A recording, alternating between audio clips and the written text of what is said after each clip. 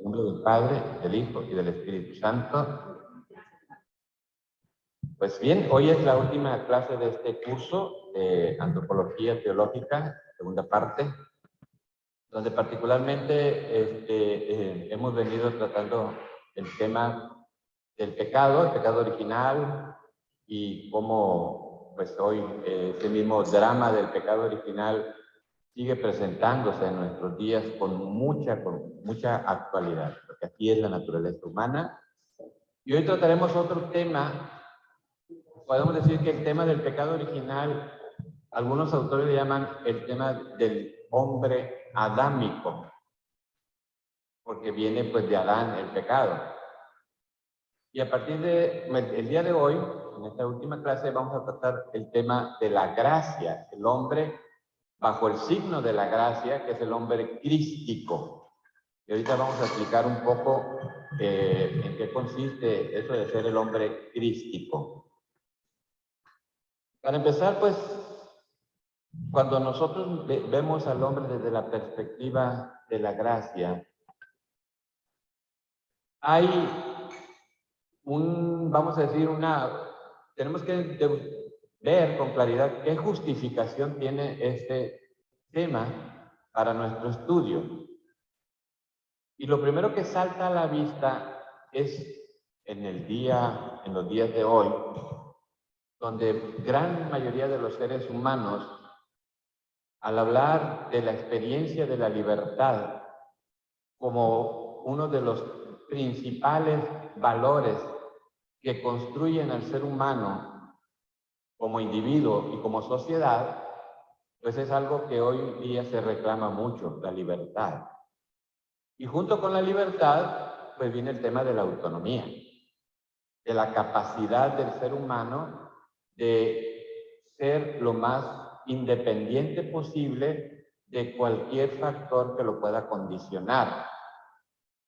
Eso es lo que pretende el ser humano. ¿Hasta dónde el ser humano es autónomo o no lo es? ¿Hasta dónde es libre o no lo es? Si es libérrimo o no. Son temas que hoy día, ahorita yo lo estoy tratando de manera académica, pero que tienen mucha relevancia en el actuar diario de los seres humanos y de la sociedad.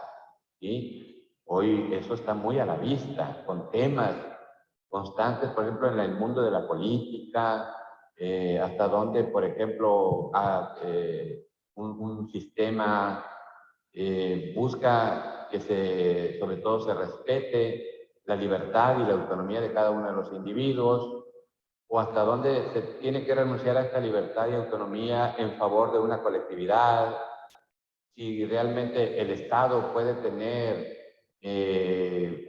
o hasta dónde puede tener injerencia en la vida de cada uno de los individuos, hasta dónde puede tener control o no.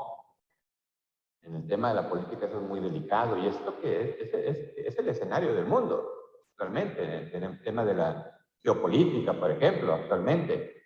Pero también en el tema de la economía, hasta dónde, por ejemplo, el ser humano se tiene que regir solamente por el libre mercado, o hasta dónde puede intervenir el Estado para el control de la economía, etcétera. Y podemos hablar, pues, en la misma casa, ¿no? En el mismo hogar de cada uno de nosotros, hasta dónde mi esposa puede decidir o no por mi vida, hasta dónde yo como esposo puedo decidir o no por la vida de mi esposa.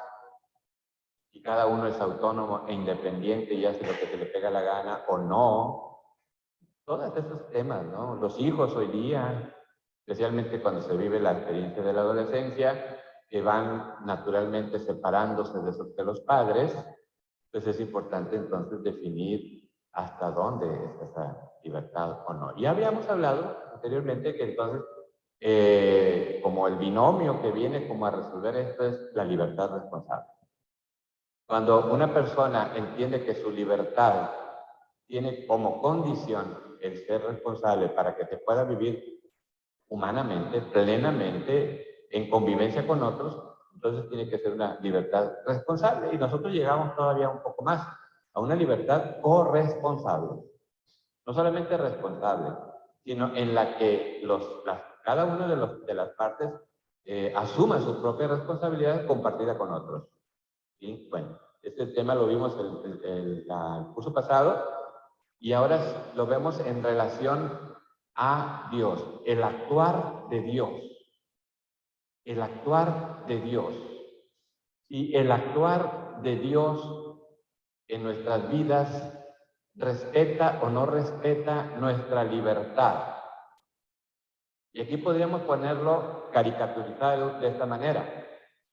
Pensemos, por ejemplo, cuando sucede algo malo en el mundo, una guerra o la matanza de es la última clase. joven a los niños Sí, allá ya, en Texas, etcétera, y pensamos por qué. Yo pago mucho, pago 100 pesos.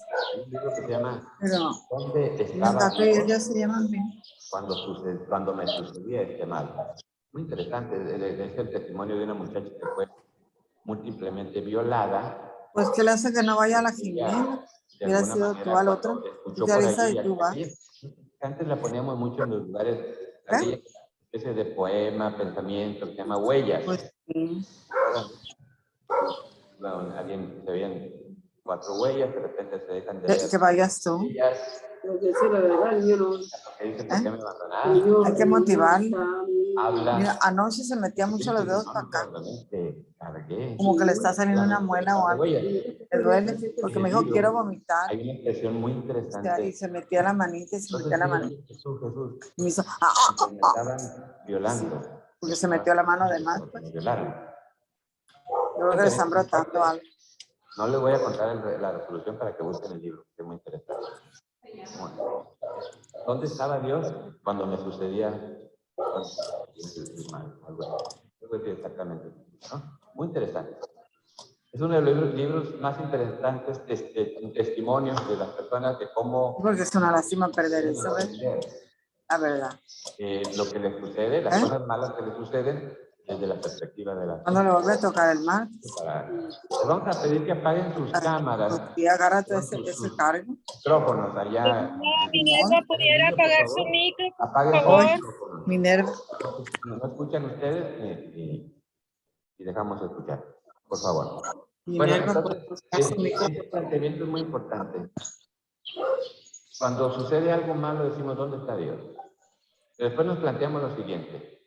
Si Dios actúa en cada una de las circunstancias de nuestra vida, frente a cada una de las decisiones que tomamos, y Dios nos dice, hazle así.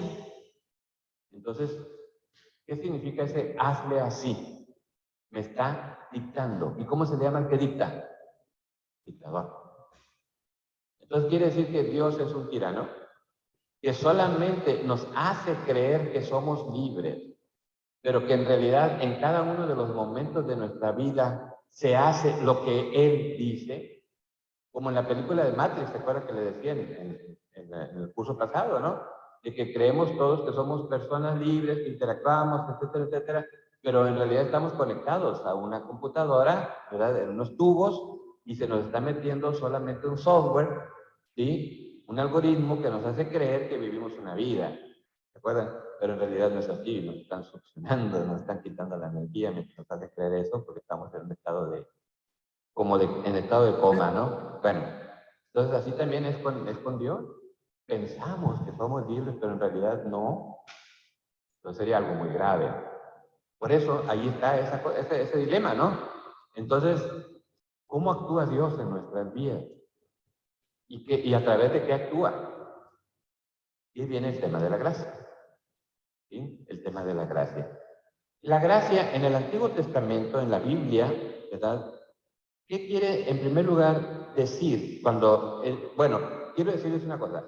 El término gracia, como muchos términos de teología, difícilmente lo van a encontrar literalmente en la Sagrada Escritura.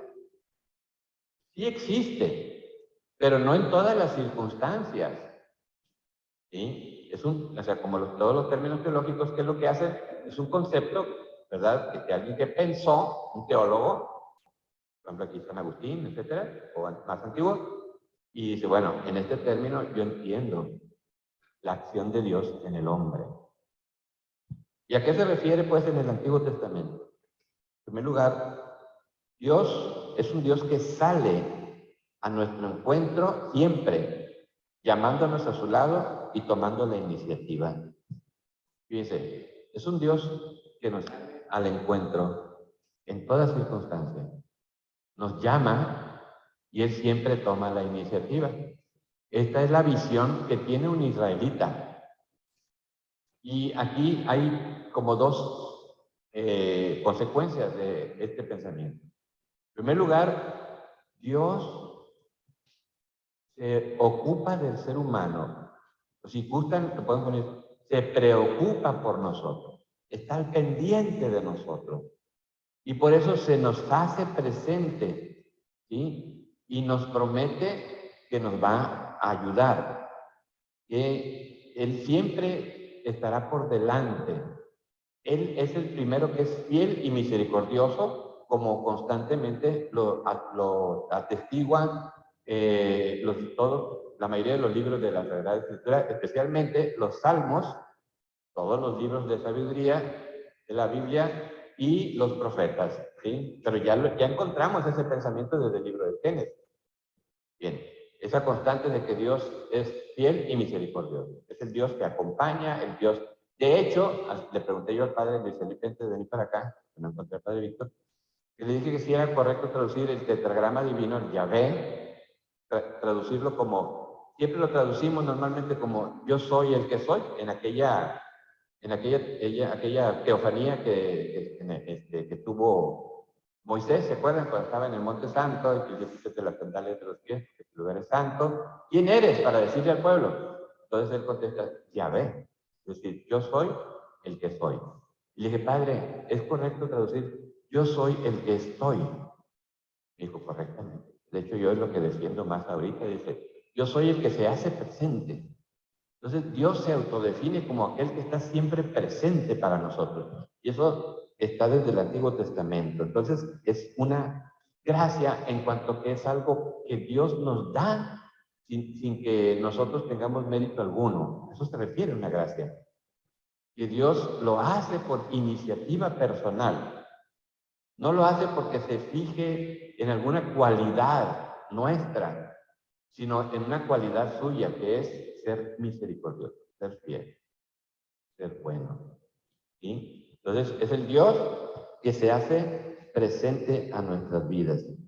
Es un don inmerecido, es siempre una iniciativa que nace del amor, es una sobreabundancia de la voluntad misericordiosa de Dios. Es decir, Él siempre va a actuar dando mucho más de lo que nosotros podemos esperar, y que lo hace de una manera misteriosa.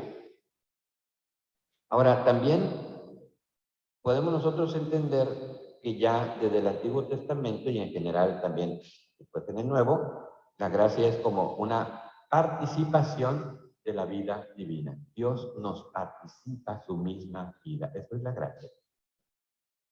Cuando nosotros ya empezamos a entender esto, entonces nos damos cuenta que no es un tecnicismo, algo abstracto, sino algo que es muy hermoso, algo muy poderoso. Dios nos participa de su misma vida. ¿Por qué? Así lo voy a decir. Así quiero que lo escuchen. Porque se le pega su divina gana. Nada más. No podemos decir, pues es que por esta... No, porque Él quiere. Simplemente porque Él quiere. ¿Sí? Cuando se acuerdan aquel reclamo que le hacen en la parábola que Jesús nos cuenta de aquel hombre que contrató a muchos asalariados desde la mañana hasta la tarde, y cuando ya era el momento de pagar, primero le pagó a los que llegaron al último, y pues los que llegaron primero pues estaban sobando las manos, y pues si a este le está dando esta cantidad de un dracma, ¿verdad? Pues a nosotros nos va a dar 5, nos va a dar 10, ¿verdad? Pensar. Y le da un dracma, ¿verdad? Y dice, ¿por qué? ¿Por qué eres injusto con nosotros? ¿Acaso ustedes van a decirme qué hacer con lo que como yo lo quiero hacer? ¿Verdad? ¿Acaso por eso me van a tachar como malo? Dios así actúa, así actúa. Va mucho más allá de nuestras expectativas. Y cuando nosotros vemos que es misericordioso con el pecador, podemos decir, ¿y por qué eres así? Pero después uno se queda pensando, al menos yo pienso, digo, tampoco no eres una blanca palomita, ¿verdad? Y me doy cuenta, pues que entonces, si me pongo en ese plan, pues tampoco me va a tocar nada. Así de sencillo, ¿verdad? Dios actúa por gracia. Es el modo de comportarse de Dios, una actitud de favor, de amistad. Él siempre ofreciéndose a nosotros, ofreciéndonos sus favores, su amistad, sin esperar nada a cambio. Hay que entender entonces los términos de la alianza, la misma alianza. Cuando Dios pacta con su pueblo y que dice, yo seré tu Dios y ustedes serán mi pueblo y serán obedientes a mis mandamientos. No quiere decir que Dios esté poniendo como una especie de condición o coerción, sino que el vivir en la obediencia es la garantía. Es como si, qué sé yo, de estos, hay desacondicionados que no están prendidos, ¿verdad? Están aquí arriba de nosotros. Vamos a suponer que el que nos lo vende nos dice, mire, usted tiene que darle servicio al menos una vez por año, tiene que estarle constantemente limpiándole los filtros, tiene que estar bajo estos amperajes y este voltaje y estas instalaciones tienen que ser así. ¡Ey, no me pongan tantas condiciones! ¿Por qué me ponen tantas condiciones para que funcione el aire? Es que si no, no va a funcionar. Igual son los mandamientos, ¿no? Los mandamientos no son como si no haces esto, entonces yo te voy a mandar a castigar. No. Si no haces esto, tú eres el que te retira. Tú eres el que te retira. Muchas veces nosotros tenemos la idea de que Dios nos da la espalda. Lo que pasa es que nosotros somos los que damos la espalda y creemos, ya no vemos a Dios. ¿Dónde está Dios? Es que fuiste el que te volteaste, no fue Dios. Dios es fiel. El israelita tiene bien claro eso. Dios es fiel. Él mantiene siempre su palabra. Y su palabra siempre será una palabra de misericordia. Ahora, esto es bien importante. ¿Cuál es la respuesta que Dios espera? No es la de los méritos. Dice, bueno, como Dios se está portando muy bien conmigo, entonces yo voy a hacer estas cosas para hacerme meritorio. No. La respuesta que Dios espera es la de la fidelidad a su amor. Esa es la clave. La fidelidad a ese amor que Él nos tiene. Eso ya es pensamiento del Nuevo Testamento. Ahora, algo que es una constante también en el Antiguo Testamento y también en el Nuevo Testamento es que Dios es aquel que está siempre con su pueblo. Y esa es precisamente la historia de la salvación. Dios, que después de que se rompe el pacto desde el principio con Adán y Eva, no abandona, sino que promete, da una promesa de salvación. ¿Verdad? Siempre Dios está haciendo una promesa de salvación, constantemente. Es decir, Dios nuevamente se acerca para renovar el pacto roto por el hombre. Es el hombre el que rompe el pacto y Dios nuevamente toma la iniciativa para invitar nuevamente a la alianza en todo momento, en toda la historia de la salvación. Nosotros podemos leer todo el libro del Génesis, o podemos leer todo el Pentateuco, y podemos leer todos los libros históricos y los profetas, y después vamos al Nuevo Testamento y es siempre la misma historia. Una historia de gracia. Entonces podemos decir que la historia de la salvación es una historia de gracia. Es una historia de un Dios que se ofrece nuevamente de manera gratuita. Y ahí está el libro de Oseas, muy interesante. En Oseas nos retrata a un hombre que se casa con una prostituta y la trata bien, le devuelve su dignidad, la trata como una esposa, no como una esclava, no como una querida, como una esposa. Le da todo lo que ella necesita, sobre todo le devuelve su dignidad. Sin embargo, esa prostituta lo engaña, le es infiel. retrata a Dios como el esposo y al pueblo de Israel como la prostituta, que después de que fue tratada con tanta benevolencia y favor de parte de Dios, el pueblo de Dios se prostituye dándose a la idolatría, es decir, aquello que precisamente lo aleja de Dios. El ídolo, eso es lo que hace. Y siempre va a haber ídolos en nuestra vida, ¿verdad? No es solamente las figuritas y eso, no, no, no. Los ídolos son aquellos que nos atraen de tal manera, nos subyugan, que controlan nuestra vida, haciendo que nosotros entonces ya demos la espalda a Dios. Eso es un ídolo. Y entonces, eso es lo que sucede en el libro del profeta Oseas. Nos retrata esa situación del hombre, pero nos retrata sobre todo la situación de Dios, o mejor dicho, la actitud constante de Dios, que a pesar de nuestra prostitución, de que nos prostituimos por el pecado, Él siempre nos va a ofrecer una oportunidad de gracia.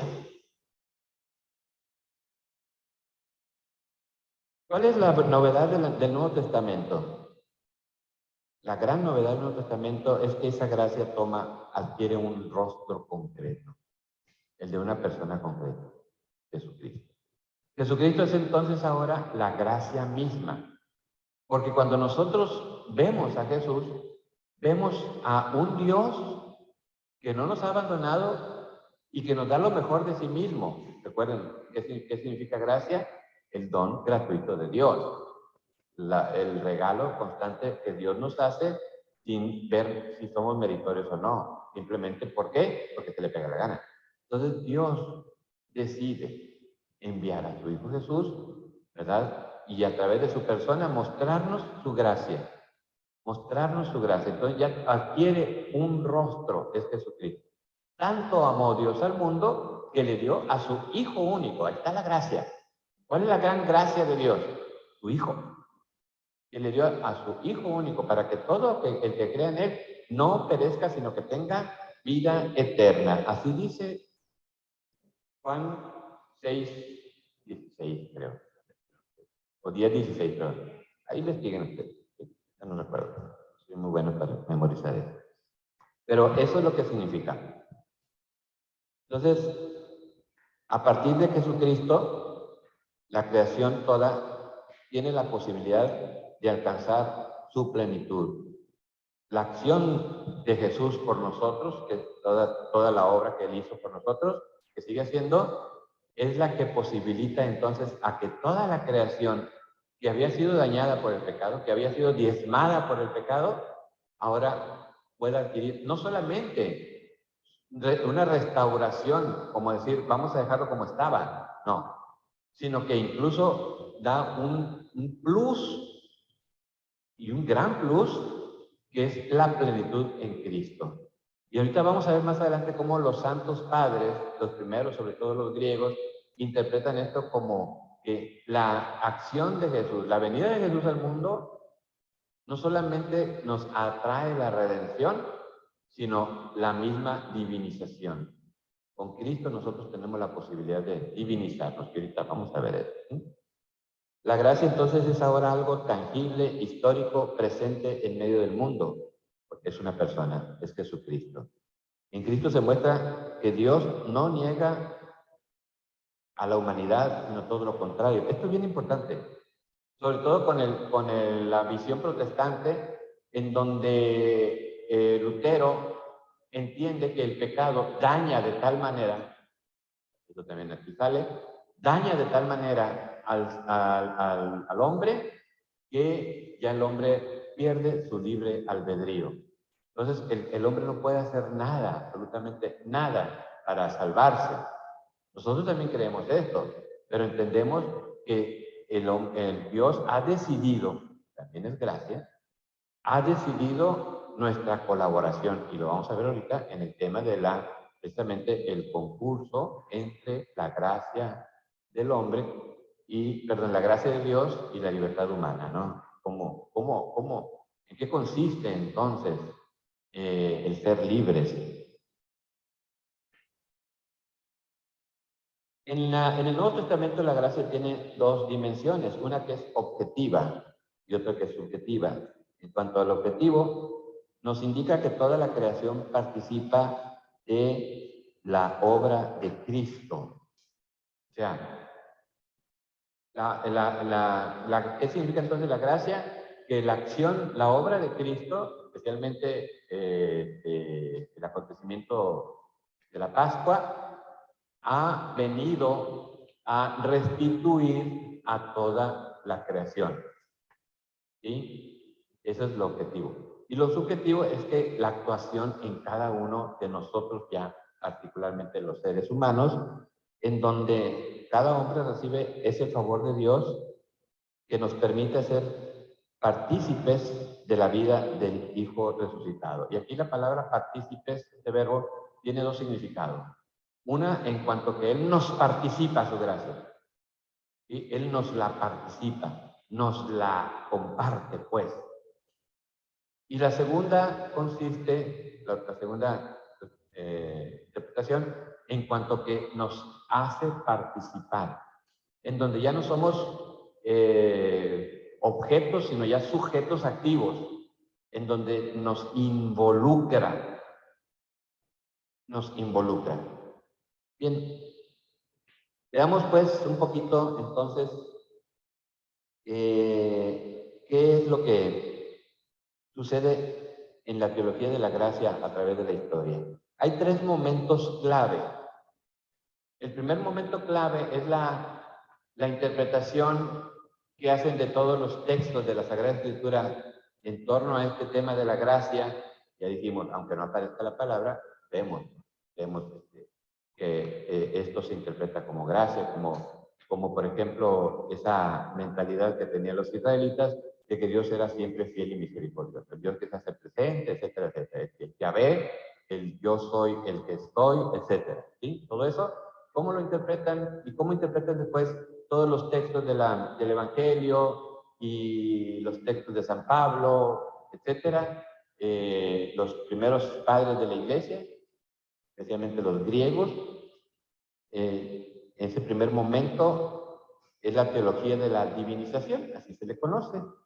Y tenemos sobre todo a uno de los mejores escritores del mundo antiguo, que se llama San Ireneo. Tiene expresiones muy, muy interesantes y muy bonitas. Y una de ellas, que es una de las más famosas en el mundo del estudio teológico, es: Dios se ha hecho hombre para que el hombre pudiese llegar a ser como Dios. Eso lo recoge la iglesia y lo pone en la liturgia. Cuando estamos en el tiempo de la Navidad, en la segunda parte del Adviento, cuando ya nos preparamos para celebrar la primera venida de Cristo, es decir, la encarnación, el nacimiento, allí aparece ese texto de San Ireneo. Aparece en el prefacio de cómo Dios se hace hombre para que nosotros los hombres podamos hacernos divinos, ¿sí? Eso es lo que nos enseña San Ireneo, para que el hombre llegue a ser como Dios. Es decir, Dios nos participa su misma vida divina. Y por lo tanto, para los padres griegos, la encarnación, como les dije hace un momento, no solamente es a favor de nuestra redención. Cristo no solamente se encarna, se hace hombre para salvarnos, sino también para divinizarnos. ¿Se acuerdan que hemos estado manejando mucho que el salvar no es solamente salvar de, que es normalmente la interpretación, lo que se nos viene más a la mente, ¿sí? Cuando estamos en un peligro, pues ser salvados de ese peligro. Nos estamos ahogando, alguien se tira al agua y nos salva de morir ahogados.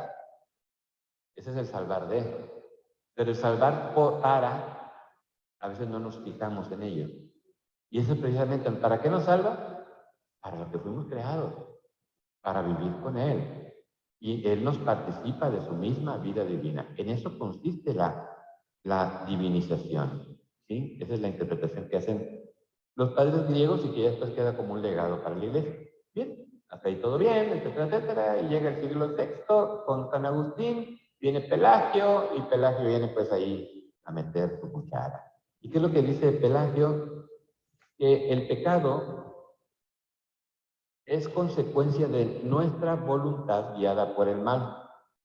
por el mal ejemplo, ¿verdad? Desde Adán. Entonces, desde Adán, ¿qué es lo que ha venido repitiendo el ser humano?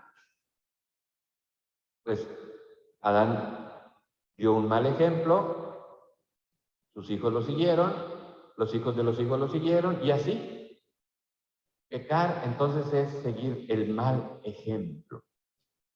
Estos desobedecieron a Dios y eso va a hacer. Es nada más eso. Entonces, el pecado es solamente una acción de la voluntad del hombre, nada más, guiada por el mal ejemplo.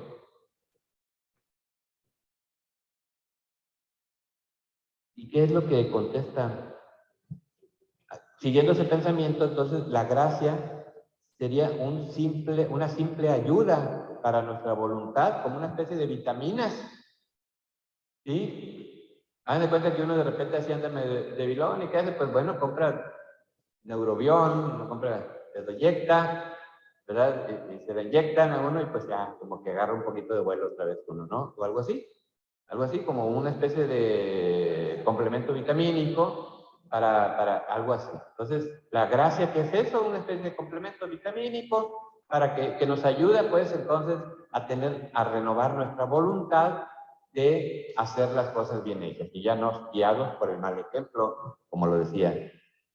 Entonces, aquí, ¿cuál es el grave error de Pelagio?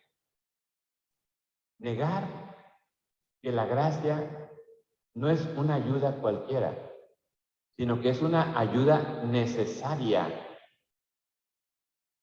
Es una condición sin la cual no, como se dice en latín, conditio sine qua non. Es decir, una condición sin la cual el ser humano no puede salir de su estado de pecado. Sin la acción de la gracia. No es solamente un complemento vitamínico, no. Es verdaderamente algo esencial. Que si lo quitas, si lo niegas, no tienes cómo salir de ese bache. No hay cómo. El hombre no tiene los medios, no tiene las cualidades, las energías para salir por sí solo de su pecado. A diferencia de como decía Pelagio. Sin la gracia, dice San Agustín, es imposible que el ser humano se salve. Y viene entonces el tema del adiutorium, que significa esa ayuda necesaria, sin la cual el ser humano no puede salvar. Sin la gracia, el ser humano no puede salvarse. Viene después la contraparte, ya muchos siglos después, en el siglo XV, la Reforma Luterana, con Martín Lutero, y después sus seguidores, que los calvinistas, sobre todo Calvino remarca más, vienen a decirnos que, como la visión contraria, en la visión de Pelagio era una visión muy, muy positiva de la libertad del hombre, en donde se quería como subrayar tanto la libertad del ser humano, que decían, no necesita de Dios, no necesita de la gracia, él solito puede. ¿Sí? Él solito puede sin ayuda alguna. Hoy vivimos un neopelagianismo, recuerden que el Papa nos ha dicho, ¿no? Hoy también el ser humano que quiere, como decir yo, no necesito de ninguna ayuda, ¿verdad? Eso quiere decir la palabra Pelagio. Y viene de Pelagio, de que decía que el ser humano no necesita de la ayuda de Dios para poder salir adelante, ¿verdad? Y ahora, en este siglo XV, XVI, Trento nos viene a decir que no. Bueno, primero, Martín Lutero tiene la visión contraria. Aquí hay un pesimismo antropológico. En este había un optimismo antropológico, Pelagio. El hombre puede solito. Acá hay un pesimismo, no, el hombre no puede nada. El pecado le destruyó toda posibilidad. Le hizo añicos su voluntad y su gracia, perdón, y su libertad. Por lo tanto, no hay de parte del hombre nada que le pueda ayudar a salir de su estado. Y Trento responde dos cosas bien interesantes a esa postura. En primer lugar, nos enseña el Concilio de Trento que, por supuesto que sí, el pecado dañó y condicionó, vamos a decir, delicadamente, comprometidamente la libertad del ser humano. La libertad del ser humano está comprometida, ¿sí? De tal manera que sí nos cuesta, y mucho, pero dice, no está destruida. El ser humano sigue siendo libre, ¿sí? Porque los luteranos enseñaban que entonces, ¿qué era la gracia? La gracia es la acción de Cristo que viene como a cubrir los pecados, ¿verdad? Pero no a destruir el pecado. Simplemente lo cubre. La gracia como que es una, no sé, disculpen la expresión, como una especie de protector solar, una crema que te pones, ¿verdad? Pero que, o alguien que no se baña, se echa mucho perfume, ¿verdad? Así nada más, ¿verdad? Pero ahí está. Quítale el perfume y va a apestar. Algo así también. Quítale la gracia y aquella persona va a apestar a su pecado. Sí, estoy jugando un poquito con el lenguaje, ¿no? Pero más o menos para entender cuál es la visión de una visión pesimista, una visión antropológica pesimista, en donde el libre albedrío es anulado por el pecado. Y Trento dice, no va a ser. El hombre conserva su libertad. ¿Comprometida? Sí, pero ahí está su libertad. Ahí está su libertad. Y no solamente eso, dice Trento. Dice, afirma que la libertad del hombre, aunque ha sido afectada por el pecado, no ha sido del todo destruida, por lo cual también está involucrada en el momento de la justificación. Es decir, no puede decir alguien, como dicen los luteranos, como decía Lutero, peca mucho para que te salves mucho. Una interpretación bárbara, ¿no? O sea, claro que nunca la siguieron nadie, ¿no? Nadie se la creyó tan así. Pero, o sea, ¿cómo va a ser eso, pues, verdad? ¿Por qué? Porque entre más peques, pues más atrae la gracia de Cristo. O sea, muy torpe, ¿no? No es así. El ser humano tiene libertad. Y al tener libertad, puede participar. Dios le permite participar en su misma justificación o salvación. Dios así lo quiere. Y la misma participación es un mérito de Dios, no de nosotros. Nuestros méritos son inspiración y acompañamiento de la gracia. Ahí está la gracia de Dios que constantemente nos inspira toda obra buena. Eso sí lo afirmamos en la Iglesia Católica. Toda obra buena, aunque no seas creyente, Dios te la inspira. Así como toda obra mala, aunque no seas creyente, el enemigo te la inspira. Siempre está detrás. Claro que no se equipara, ¿no? No, por supuesto que no se equipara. Pero sí creemos eso. Entonces, en la gracia, Dios inspira y aporta a lo que nosotros hacemos. Nos aporta una ayuda sin la cual no pudiésemos salir de él.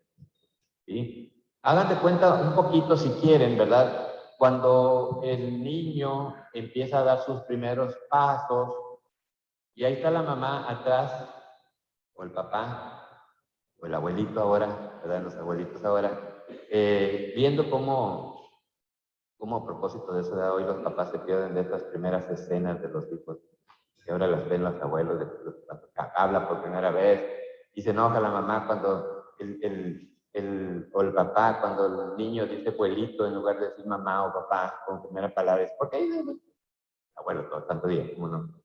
Abuelo. Bueno, entonces, volviendo al tema, así como cuando está allí la mamá, cuando está dando sus primeros pasos, pero ahí está. ¿Y qué pasa si el niño se quiere como llegar a caer?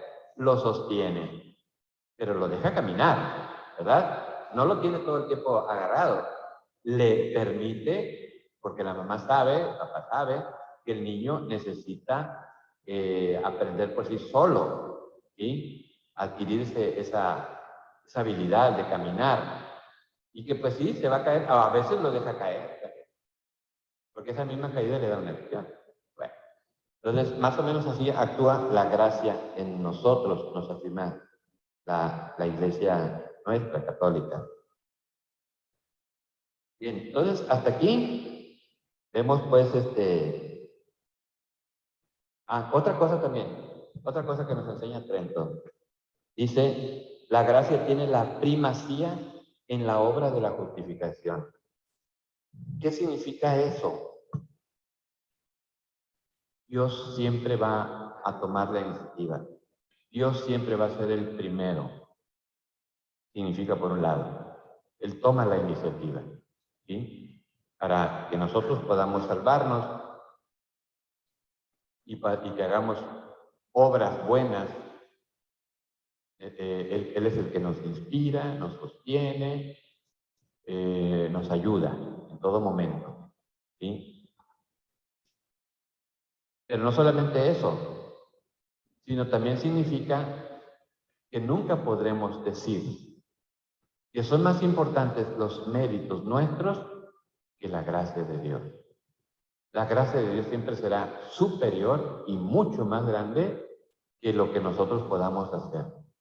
Eso no minimiza, porque él me dice, pues entonces, no minimiza, simplemente nos ayuda a ubicarnos en nuestra condición creatural. Hay gente que cuando yo hablo de este tema de la ubicación dice, pues entonces quiere decir que los seres humanos no valemos nada. No, claro que sí. Hay que ubicarse. ¿Acaso, por ejemplo, qué sé yo, un sargento va a asumir el papel de general? No. Luego lo van a decir, espérate, tú eres sargento apenas. ¿Verdad? Apenas eres sargento, ¿cómo vas a querer hacerle de general? ¿O eres soldado raso? ¿Sí? Bueno, algo así parecido. Entonces, nos ayuda a ubicarnos, en primer lugar. ¿Sí? Pero también nos ayuda a entender que la mayor parte de la acción en nuestra vida es la de Dios y no la nuestra. Y ahorita les voy a decir una consecuencia en la vida espiritual de pensar así. Una gran consecuencia. Y también la consecuencia de no pensar así. ¿Sí? De no pensar así. Bien, nos vamos entonces ahora sí al tema que para mí es uno de los más interesantes y que nos ayudan mucho a entender nuestra propia realidad como seres humanos. Para mí esto a mí me clarifica mucho mi condición personal de ser humano.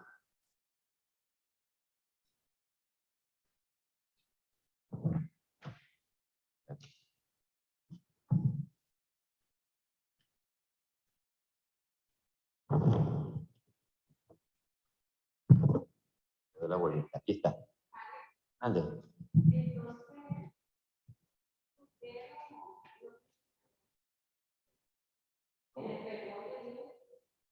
Sí, por supuesto que sí.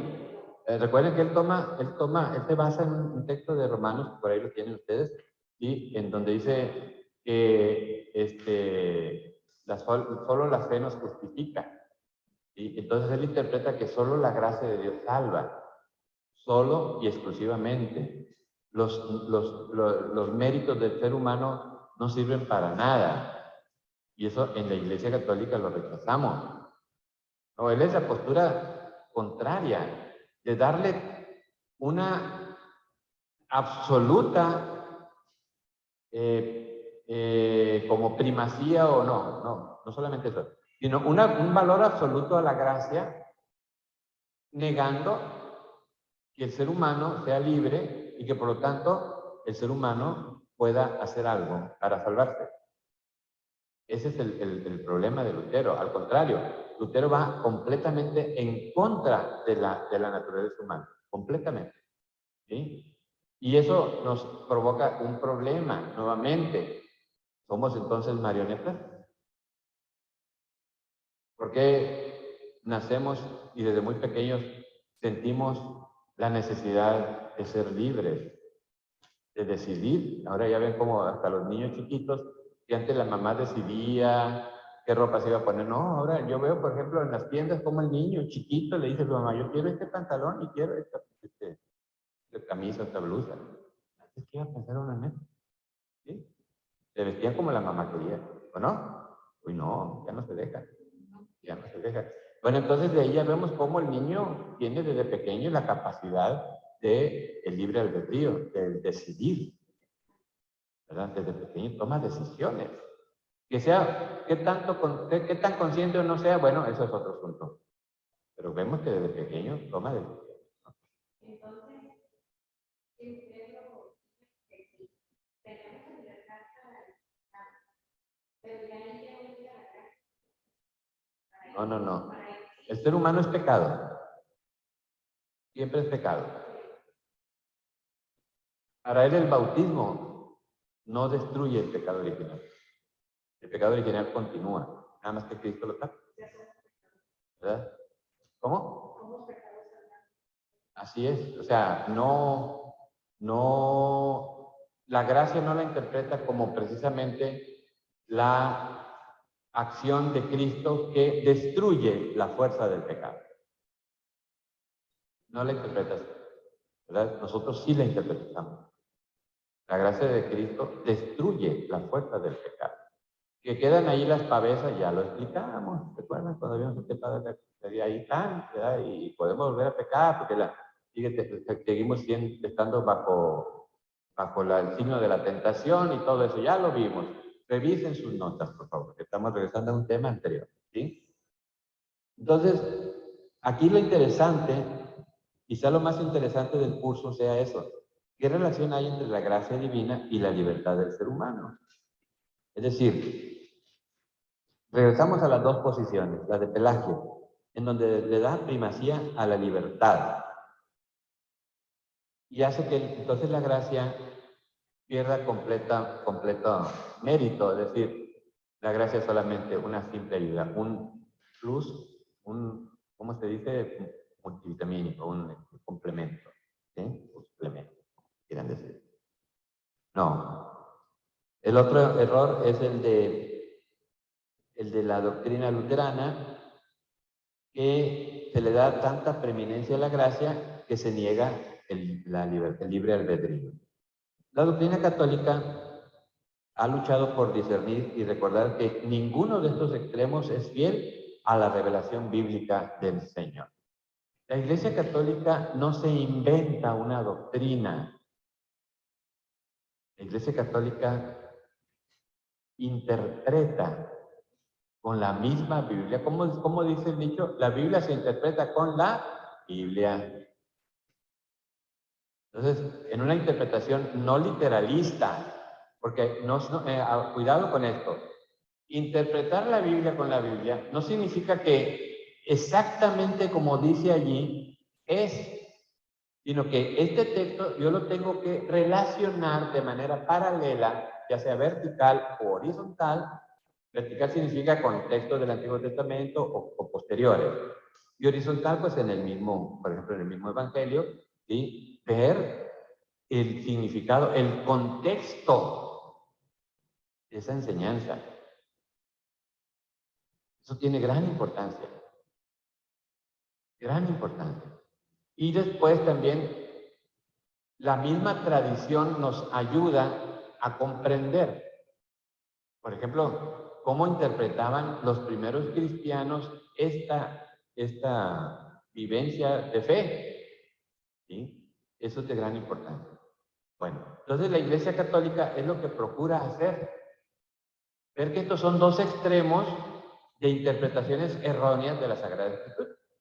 Y busca un justo medio en decir, bueno, entonces, ¿de qué se trata? ¿En qué consiste la acción, la interacción entre la acción de Dios a través de su gracia y la respuesta del hombre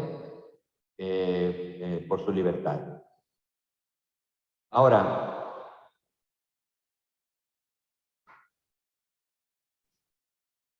aquí Lo que podemos primero afirmar es que Dios y el hombre, aunque se diferencian, porque Dios es Dios y el hombre es el hombre, no se contraponen. Es un poquito como la discusión, la falsa discusión de los extremistas cristianos o los extremistas científicos que dicen la fe y la ciencia se contraponen. Ayer estaba leyendo un artículo de un doctor en física, alguien que estudió, y su tesis doctoral era sobre el comportamiento y las consecuencias de ese comportamiento de los agujeros negros. Algo interesantísimo, ¿no? Nosotros estamos muy en la orillita de un agujero negro, porque no lo sabía, ¿no? Bueno, pero esa orillita son millones de años luz, no se preocupen, ¿no? Pero en estas distancias de la astrofísica estamos muy cerquita de uno.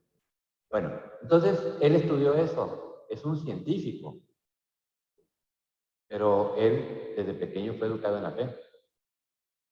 Y a tal grado llegó que se hizo sacerdote. Y se hizo sacerdote precisamente porque la misma fascinación de la ciencia, dice, cuanto más estudiaba la astrofísica, más se daba cuenta de que había muchas cosas que no podían entenderse sino desde una perspectiva de alguien que creó toda esa maravilla. Te lo voy a poner ahí en el WhatsApp para que por ahí lo revisen, está muy interesante. Ahora sacerdote que se dedicaba a la ciencia. Bueno, igual, a veces que se quiere contraponer como Dios es tan separado del humano que no tiene nada que ver con él. No, no, no.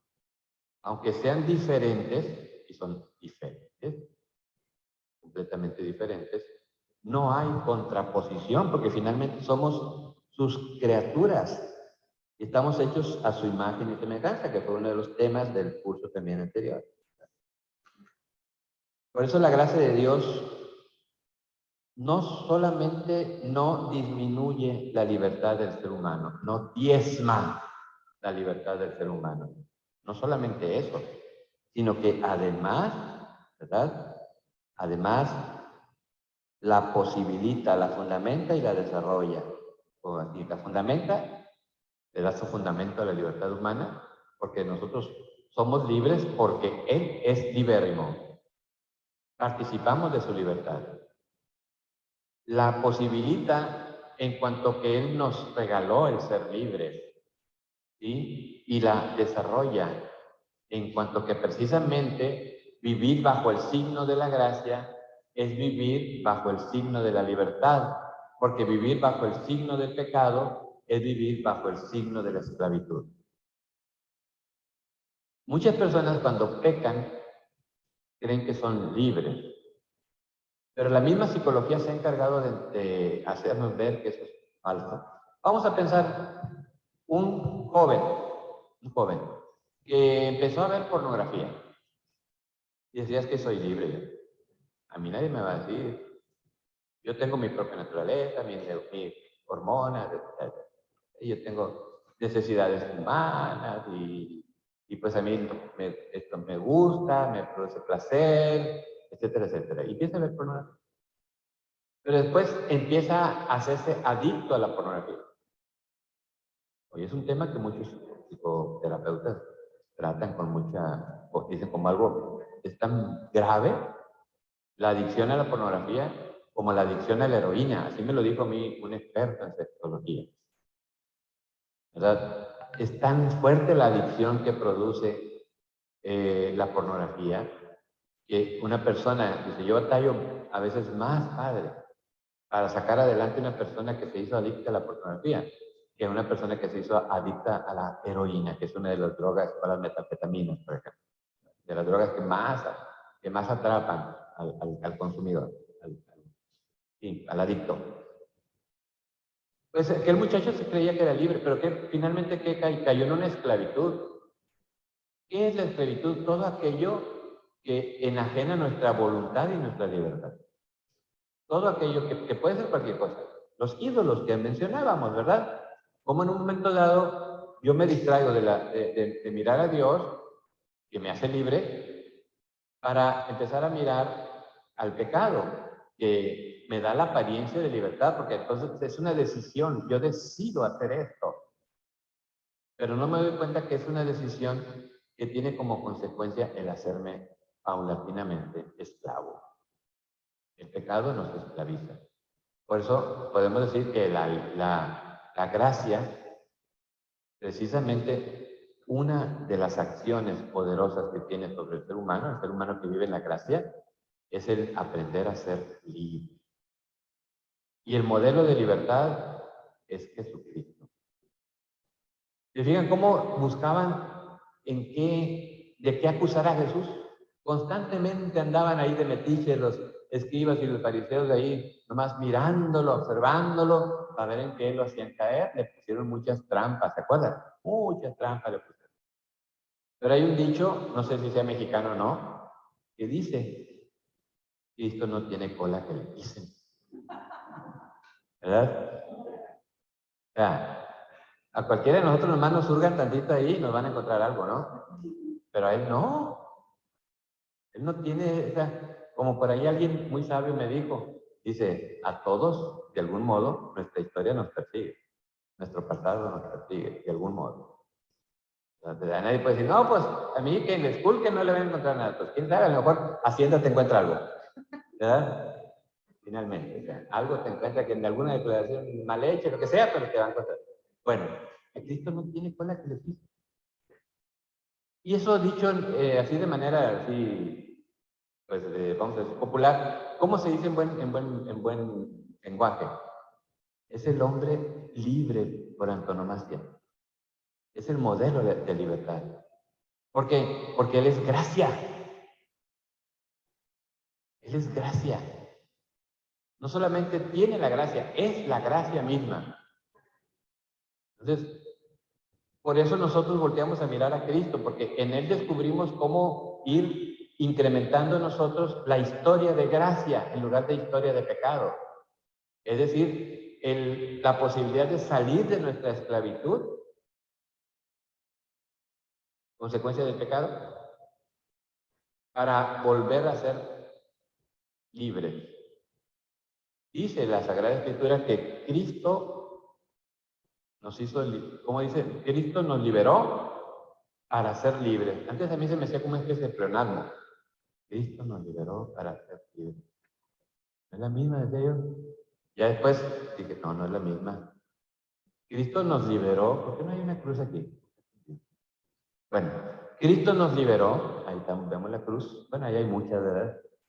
Cristo nos liberó, imagínense a Cristo en la cruz, eso fue lo que hizo con su muerte, con su pasión, con su resurrección, nos liberó para que pudiésemos nosotros vivir en el gozo de la libertad, ¿verdad? En la libertad de los hijos de Dios. ¿Qué es ahora lo que dirige nuestra libertad? Vivir en la verdad. ¿Y quién es la verdad? Jesucristo. Entonces, ¿verdad? La verdad, como dice el texto, los hará libres. ¿Y quién es la verdad? Cristo. No me voy a meter mucho en el tema filosófico, nada más rápidamente. Hay dos interpretaciones de la verdad, de la aletheia griega. Una fue la libertad, la verdad como la adecuación de nuestra mente con los objetos. Si, por ejemplo, yo digo, esto es un perro, así lo quiero interpretar yo, esto es un perro, entonces ahí no hay verdad, porque mi mente no se está adecuando con algo que es objetivo. Que aunque yo diga que es perro, no es perro, ¿verdad? Como quien dice, es que yo soy un hombre atrapado en el cuerpo de una mujer, bueno, está bien, dilo, pero que te saquen tantita sangre, que reanalice tu ADN y va a salir que no. Que tu cuerpo está funcionando bien. Que tú eres, si te naciste, en tu ADN, tus cromosomas son XY, ¿verdad? Y eres varón. La biología te va a decir, eres varón. La genética te va a decir, eres varón. ¿Sí? Bueno, igual, o sea, ahí hay una verdad objetiva. ¿Cuál es la verdad subjetiva? Que puede estar en error. Afirmar que yo siento que soy perro y me voy a comportar como perro. Es algo que existe hoy día, ¿no? Gente que siente que son perros y actúan como perros y ya está. Se han hecho tatuajes de perro y se han modificado sus acciones, etcétera, porque son perros. ¿Sí? Pero todavía es más peligroso cuando alguien dice, yo, hombre de 40 años, soy una niñita de 6 años. Y por lo tanto tengo derecho a entrar al baño de las niñas de 6 años. Y que eso se hace leyes, ¿no? Entonces, vivir en la verdad es vivir en la objetividad. Cuando yo sujeto, nuestra mente, se adecúa con el objeto exterior. Pero hay una interpretación que a mí me gusta mucho de la palabra aletheia, que es un poco más etimológica, que significa verdad es cuando la realidad emerge. Aletheia, se hace evidente, la descubro. La verdad como descubierta. Eso a mí se me hace muy interesante. Y lo vivimos todos. Precisamente ustedes lo viven cuando están estudiando. ¿Verdad? Como cada vez, el famoso eureka ¿cómo se llamaba? De un filósofo antiguo, ¿verdad? Arquímedes, muchas gracias, sí. El eureka y también era matemático, ¿no? De Arquímedes, lo encontré, ¿verdad? Eso significa eureka. Lo encontré, ¿verdad? Lo encontré. Igual, así nos sucede a nosotros cuando estamos estudiando y que no le entiendes, no le entiendes, no le entiendes, no le entiendes, y ¡pum! Como que, un poquito usando la imaginación, como que saltan las letras, ¿no? Y dices, mira, aquí siempre estuvo, ahí siempre estuvo igual. En la historia de la gracia, nosotros paulatinamente vamos descubriendo la verdad que es Cristo. Y nos vamos dando cada vez más cuenta. Se hace evidente a nuestra vida. Por eso hay que entenderle a los ateos. Porque ellos no han tenido la oportunidad o no han querido darse la oportunidad, a veces por qué razón, a veces porque no tienen quien les enseñe, de darse cuenta del significado de Cristo en la vida de un ser humano. El real significado de Cristo en la vida del ser humano. Y como vemos, por ejemplo, ahorita estamos dando un curso en la misión de Naín con personas de todas las edades. Ahí hay gente de todas las edades, desde muy jovencitos hasta ya personas de la tercera edad, residentes de la misión, que ahorita se le están dando un curso, en realidad era para unos catecúmenos, pero se lo están dando a todos los residentes, y vemos en sus caras cómo a medida que van siendo evangelizados, se va viendo. Ellos van descubriendo la verdad. Y claro, Cristo también nos va a hacer descubrir nuestra propia verdad. No para martirizarnos. El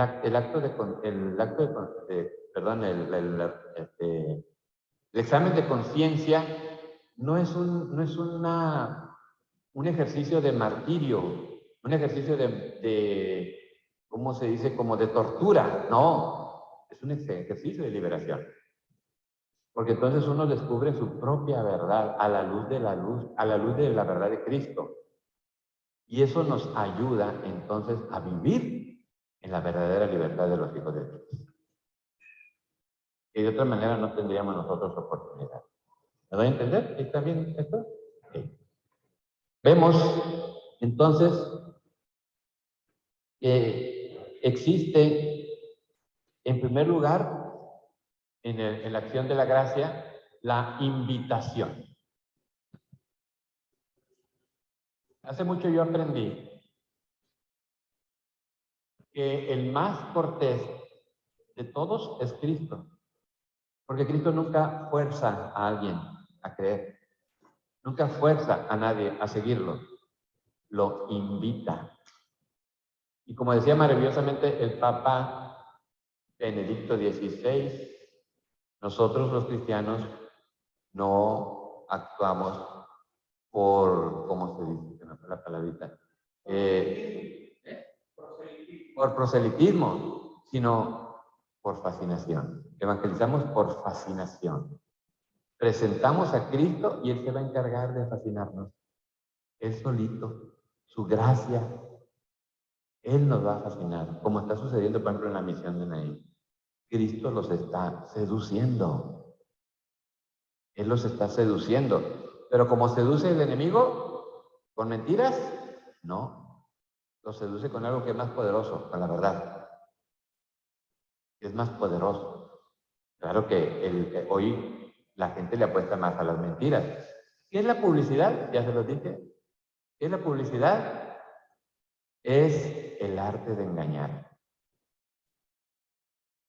Vean cualquier anuncio publicitario. Siempre les va a presentar todas las maravillas de Soñare, ¿verdad? Soñare, que están ahí diciendo, pero no te dicen las contrapartes, no te las, nunca te las van a decir. O te las van a decir en unas letras chiquititas que no las vas a poder ver, ¿sí? Entonces, eso es la publicidad, ¿sí? Es decir, atraparte. No, así no actúa Cristo. Cristo actúa por fascinación. Su seducción es una seducción de amor que lo que procura es nuestra libertad. Eso es lo que procura. El buen ejercicio de nuestra libertad. Nos invita. ¿Y toda invitación qué requiere? Si yo te invito a una fiesta, ¿qué se requiere de parte tuya? Que aceptes, ¿verdad? Que respondas. Sí, sí voy a ir. Ya ven que ahora, por ejemplo, en muchas fiestas así, sobre todo así de las que son de más dinerito, te mandan la invitación y dice, tiene hasta tal fecha para confirmar su asistencia. ¿Por qué? Porque pues cada platillo le va a costar un chorro de lana, ¿no? Bueno, lo que sea. Pero algo así, ¿verdad? Cristo nos invita y puede quedarse ahí la invitación colgada. Ahí está la libertad. Está en nosotros la respuesta. Claro, el Espíritu Santo nos va a estar seduciendo con su gracia. Di que sí, di que sí. Pero el otro nos va a decir que no, ¿verdad? Entonces, pero sí, requiere de la respuesta del ser humano. ¿Y en qué consiste la respuesta? En una, lo podemos decir en este binomio, y con eso sintetizamos todo, en una entrega confiada. Una entrega confiada. Ese es el paso sin el cual no podemos vivir bajo el signo de la gracia. Una entrega confiada. Tristemente a mí me ha tocado muchos casos de parejas que se casan y ahora yo les pregunto directamente. Les pregunto y por separado. Saco al novio o saco a la novia y digo, a ver, dime, ¿tú quieres que tu matrimonio sea hasta que la muerte los separe, como enseña la iglesia, o no? Y entonces, pues también me he vuelto un experto en poder descubrir, ¿no? Descubrir. Nosotros somos expertos en descubrir si alguien está diciendo la verdad o no. Y ya cuando yo veo la cara del muchacho, porque veo mucho la cara, pues veo mucho su cara, y que me dicen, pues sí. Canijo, a ver, vamos a ver. A ver, ¿cómo está eso? A ver, ¿cómo que pues sí? ¿Sí o no? Pues sí. ¿Sí o no? Sí, pues. No, si no, a mí no me estás regalando nada. A mí no me estás dando nada. ¿Verdad? Aquí, entiéndelo. Si tú no tienes en tu corazón el deseo de vivir para siempre con esa persona, metiste algo peligrosísimo en el matrimonio, que es la desconfianza. Porque si tú metes ese ingrediente de la desconfianza, entonces pronto van a fracasar. Pero pues es que algunos argumentan, pero es que uno no sabe si va a cambiar, pues no sabemos, nadie sabemos. Pero por lo pronto, en tu voluntad, debe quedar muy claro que sí quieres, que tu deseo es que sí. Que si ahorita te atropellan en la calle, pues no vas a poder sostener tu promesa. Porque ni siquiera te casaste. Padre, no, pues sí, esa es la verdad. Entonces, igual, ¿qué espera Cristo de nosotros? ¿Cuál es nuestra respuesta que espera Cristo o Dios de nosotros? ¿Cuál es? Una entrega confiada. Una entrega confiada.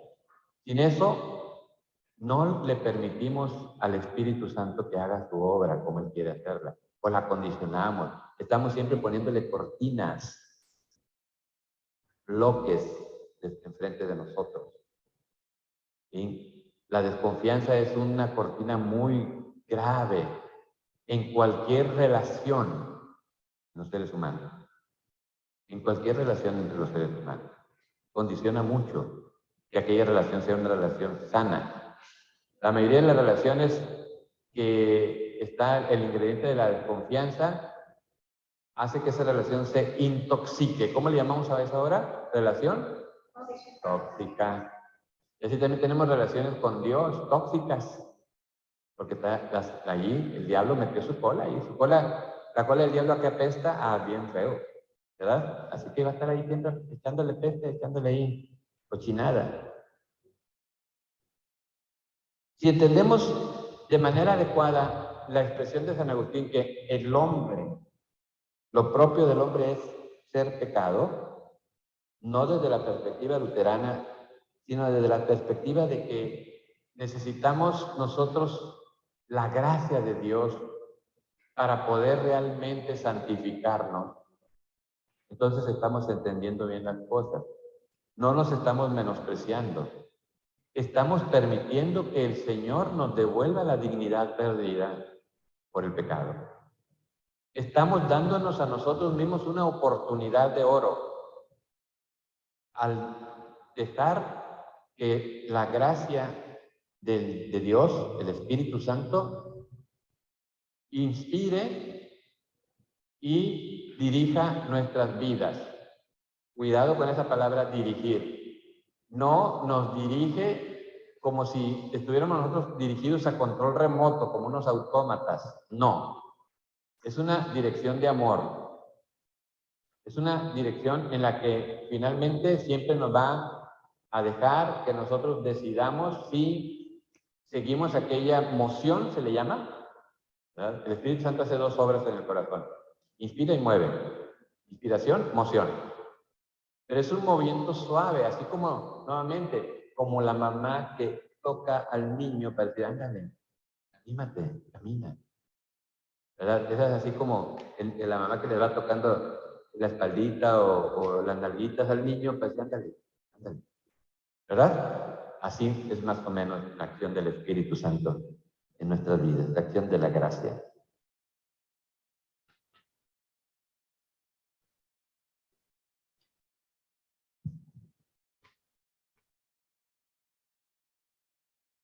Pues entonces nos damos cuenta que la gracia del Señor está esperando atenta a que le abramos la puerta y dejemos que el Señor resucitado nos transforme. Que aquel que hace nuevas todas las cosas, obre en nosotros a través de la obra de la santificación. La santificación en el hombre, entonces ya no se realiza por sus méritos. Yo no me hago santo porque me porte bien, sino me hago santo porque me dejo conducir por Dios. Importante es eso. Porque si entonces yo pienso que me hago santo por mis méritos, ¿en qué grave error caemos en el de hoy? La meritocracia. Entonces, ¿a qué tipo de mentalidad, a qué tipo de espiritualidad nos lleva? De que si yo me porto muy bien, gente que dice, es que yo me porto tan bien, ¿por qué me enfermé de cáncer? No lo merezco. Oye, espérate. No es así como funcionan las cosas. No es por mérito. Es por gracia. Es por una concesión de Dios, que tú aceptas o rechazas. Pero es una concesión de Dios, siempre va a ser así. Por eso es tan importante vivir en la espiritualidad del don, para evitar la tentación del mérito. Vivir bajo la espiritualidad del don nos hace más libres, porque nos hace reconocer que todo es gracia, que todo es regalo, que todo viene de Dios o a través de los seres humanos, nuestros padres que nos cuidaron, etcétera, etcétera. ¿Sí? Y eso nos ayuda entonces a vivir en gratitud. Gratitud. Uno de los signos que tiene la persona ingrata es que es esclava. Un ingrato, piensen bien, siempre es esclavo, porque siempre va a estar sintiéndose menos, se va a sentir que no le reconocen sus méritos, se va a sentir que él todo lo merece, se va a sentir, y eso los hace esclavos de su ego, lo esclaviza su ego. Y vaya que si hay algo que esclaviza es el ego. Algo que esclaviza es el ego. Mientras que la espiritualidad del don nos ayuda a entender, no es mi ego. Lo que me hace ser mejor es Dios. Y Él me va a ayudar. Yo confío en eso. Y entonces yo me dejo conducir. Y claro, voy tomando decisiones, pero con la inspiración de Dios. Por eso, aunque parezca una espiritualidad muy sencilla, es muy interesante. Cuando alguien piensa, por ejemplo, en la mañana cuando se levanta, Espíritu Santo, haz que hoy yo piense con los pensamientos del Evangelio, de Dios. Que hoy yo sienta como siente Cristo. Que hoy yo planee como el plan de amor de Dios. Que yo hoy obre como lo haría Cristo en mi lugar. Parece un simplicismo, ¿verdad? Una tontería de catecismo. No lo es. Pregúntenselo a Santa Teresita del Niño Jesús. La espiritualidad, ¿verdad? ¿Cómo le llaman? De la infancia espiritual de Santa Teresita. Muy interesante. Muy interesante. Entonces, la principal acción de la gracia en el ser humano es su creación. Nos crea para ser interlocutores de Dios, para ser amados por Él y para amarlo también a Él. Es decir, recuerden, ¿para qué nos creó Dios? Para vivir en comunión con Él. No perdamos de vista eso. Porque cuando perdemos de vista esto tan importante, entonces ya no le entendemos a la vida. O la interpretamos de manera equivocada. Estamos hechos para vivir unidos a Él. Y entonces, en la medida en que nosotros vayamos tomando las decisiones que nos permitan vivir unidos a Él, es en la medida en que entonces el proyecto de Dios se va realizando en nuestras propias vidas. Por eso necesitamos los medios que nos atraen la gracia. Nuevamente, si yo quiero hacerlo por mí solo, no voy a poder. Una persona que se niega a usar los medios que nos atraen la gracia, la oración personal, como es la práctica de los sacramentos, el recibir la Eucaristía, que entendiéramos bien a eso. No, me da igual si comulgo o no comulgo. Qué gran tontería. Eso de un católico es algo absurdo, completamente absurdo decir eso. Eso le queda a los protestantes o a los que no creen, pero un católico. Es decir, es que a mí me da igual si comulgo o no comulgo. Es la misma. No eres católico. No eres católico, simple y sencillamente. Pero la más importante obra de la gracia es hacernos hijos por la acción del Espíritu Santo. Se renueva cada vez que nosotros actualizamos ese don en nuestras vidas. Particularmente, nuevamente, en la oración, en la práctica de los sacramentos, en la práctica de las buenas obras. Recuerden, no como buscar el mérito propio, sino que se actualice la acción de Dios en nuestras vidas. Por último de esta parte, es que, por supuesto, vivir en la gracia de Dios significa vivir en una vida nueva.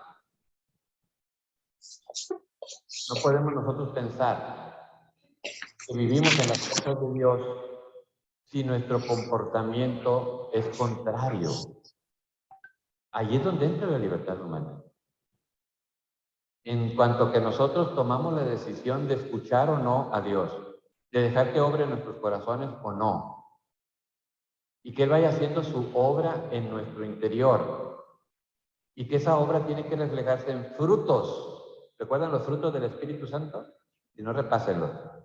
¿Sí? O sea, ¿cómo va a ser posible que si yo estoy viviendo en las cosas de Dios, continúe con ciertas actitudes y comportamientos? O sea, algo no está cuadrando. Finalmente, ¿qué es lo que significa? Que vivo en un autoengaño. Un autoengaño. Porque si yo de veras me dejara conducir por el Espíritu Santo, Él me va a inspirar, ¿verdad? A que ya no sea tan cascarrabias. Mira, y constantemente me va a estar recordando, épale, ¿qué pasó? Allá te vas otra vez. ¿verdad? Él me va a inspirar a ser justo. Yo me voy a sentir incómodo siendo injusto. Si antes era injusto, ¿qué pasa, por ejemplo, con muchos drogadictos, etcétera? ¿Qué es lo que sucede? Que ya se sienten incómodos. ¿Por qué? Como dicen algunos, porque es que ya le lavaron el cerebro. No. Es una necesidad que surge desde lo profundo. Ya, como cuando quien fumaba antes, alguien que era fumador, y después de pronto para ir a ofrecer un cigarro, ¿y qué pasa? Lo repudia. ¿Por qué? Porque ya no es lo suyo. Ya se liberó de esa contaminación. Por lo tanto, ya no le va a producir placer en los primeros años, y lo digo por experiencia personal. Puede ser que todavía nos guste el olor de alguien que está fumando, pero pasa el tiempo y se nos hace completamente, cuando olemos que alguien fuma, completamente repugnante. ¿Sí? ¿Por qué? Porque ya no es algo que sea parte de de lo que nosotros aceptábamos en nuestra vida. Igual, o sea, cuando alguien ya vive bajo el signo de la gracia, el Espíritu Santo le va a estar inspirando. Claro que si aquella persona no cuida la gracia, no ora, no se confiesa, no comulga, etcétera, si no vive en unión a la Santísima Virgen, ¿cómo? Volvemos otra vez al pelagianismo. Volvemos otra vez a confiar en nuestras propias fuerzas. Eso es lo que sucede. Personas que estaban convertidas y ya habían aceptado a Cristo en su vida, pero nuevamente vuelven a pensar que pueden hacerlas solitos. ¿Qué es lo que pasa? Solo se caen al precipicio otra vez, ¿verdad?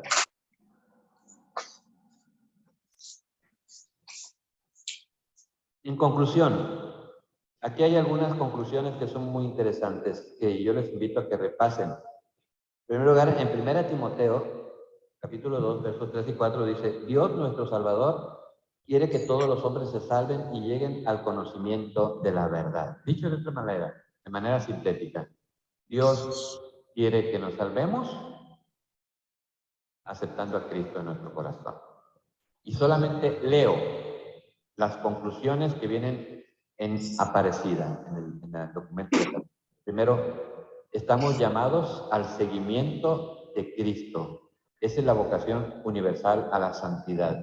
Todos, no hay nadie que pueda decir, es que a mí Cristo no me ha llamado.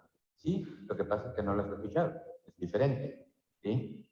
Segundo, estamos configurados con el Maestro. Esto es algo muy interesante. Como el Señor, como un gran artesano, un gran arquitecto, el Espíritu Santo va configurándonos. Es decir, cada vez vamos adquiriendo más la figura de Cristo en nosotros.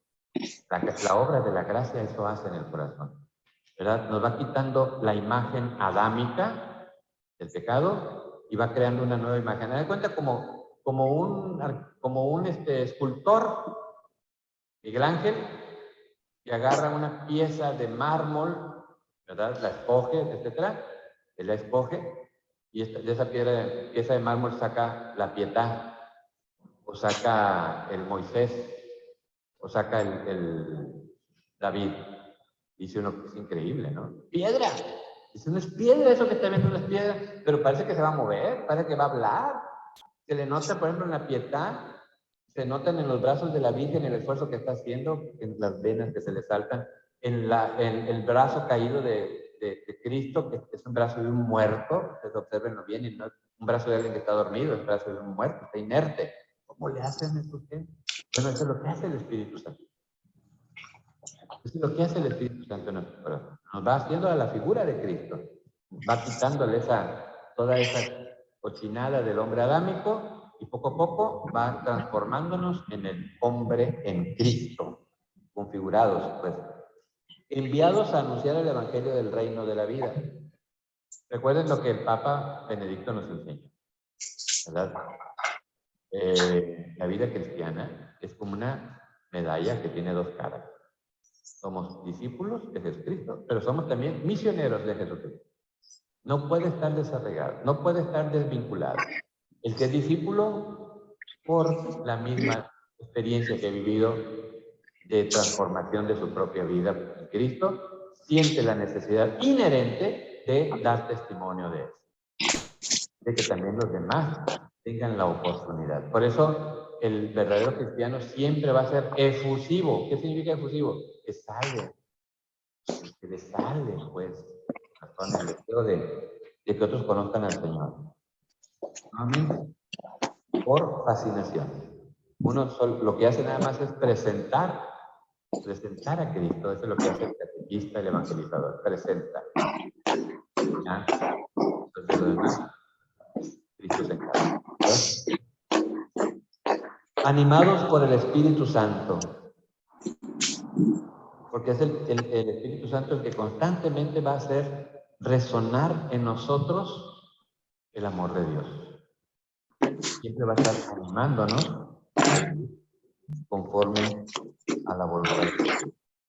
Y eso es la santidad.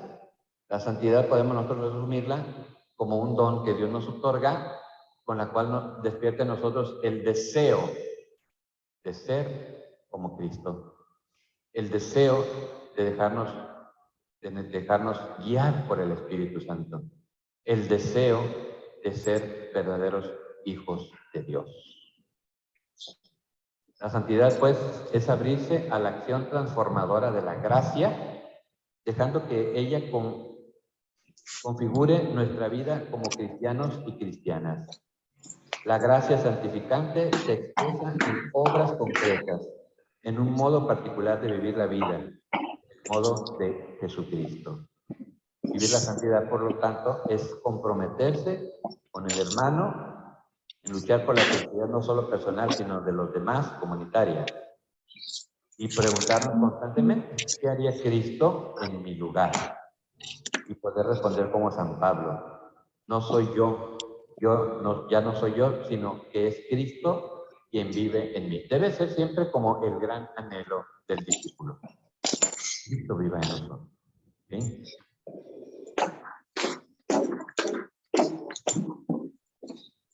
Finalmente,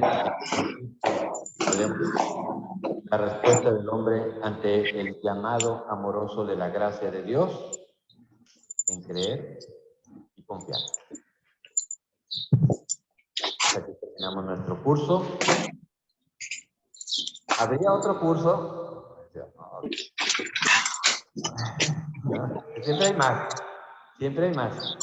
¿Verdad? Habría otro curso precisamente sobre la doctrina de los méritos, ¿no? La doctrina de los méritos. Pero ya más adelante lo vamos a plantear con el padre Víctor, ¿verdad? Que sería ya pues cómo dejar actuar en la gracia en nosotros, pero ya más desmenuzadito, ¿no? Y la doctrina de las virtudes. Interesante, ¿no? Que es parte de las virtudes. Bueno, si no, pues por ahí les voy a mandar algunas notas para que ustedes puedan conocer más esto tan importante. Espero yo que con este curso nos ayude a poder entender más el drama actual del ser humano. Les dije desde un principio como una visión antropológica recortada está produciendo graves daños a la humanidad y a la misma naturaleza. Al hacerse el hombre una imagen de ser solamente alguien material y vivir entonces de cara a la materialidad y al placer, hace que pues así mismo el ser humano etcétera. Cuando nos desafanamos, nos desvinculamos de nuestro Creador, Esa es la consecuencia. Entonces, este curso es lo que ha procurado, desde la primera parte y esta segunda parte, que ustedes puedan tener algunas herramientas para entender que el ser humano es mucho más que lo que actualmente nos puede estar presentando el mundo y la sociedad. Mucho más, es un mucho más que vale la pena rescatar. Te damos gracias, Señor, por estos beneficios que nos has otorgado en este curso. A ti que vives y reinas por los siglos de los siglos. Muchas gracias a ustedes y también a los que han seguido en la red. Y pues nos esperamos ver muy pronto, si Dios nos permite. Si la gracia del Señor nos lo permite. Muchas gracias, Padre Chacho, Padre Víctor. Dios los bendice.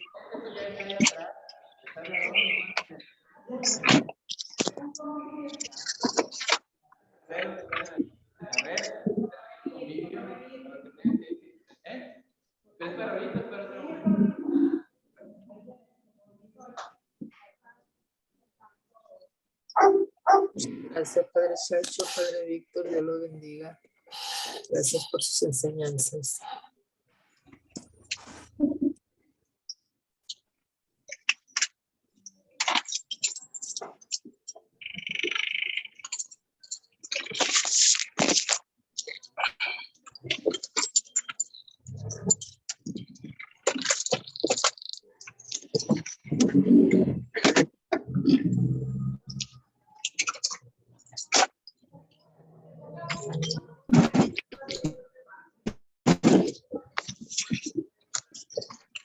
Muchas gracias a todos. ¿Ya se fueron algunos?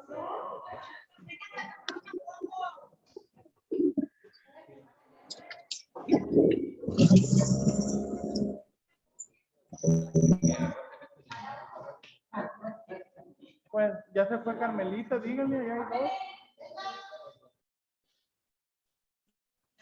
Muchas gracias a todos. Gracias, Padre.